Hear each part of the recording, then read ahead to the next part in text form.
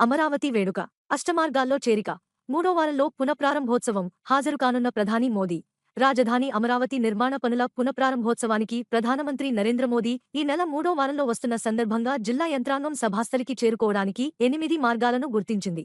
వీటికి ఇన్ఛార్జి అధికారులను నియమించింది.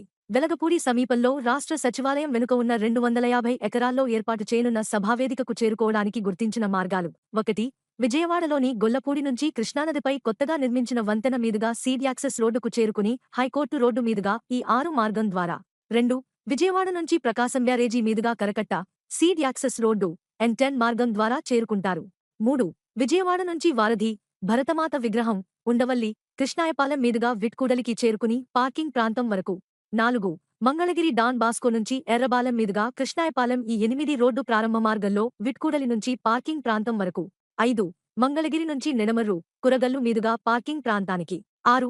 గుంటూరు నుంచి తాడికొండ పెదపరిమి తుళ్లూరు మీదుగా ఈ 6 మార్గంలోకి వచ్చి వేదిక సమీపంలోని పార్కింగ్ ప్రాంతం చేరుకుంటారు. 7. నరసరావుపేట వైపు నుంచి సత్తెనపల్లి అమరావతి మీదుగా హరిశ్చంద్రపురం దొండపాడు రాయపూడి వై జంక్షన్ చేరుకుని ఈ 6 మార్గం ద్వారా 8.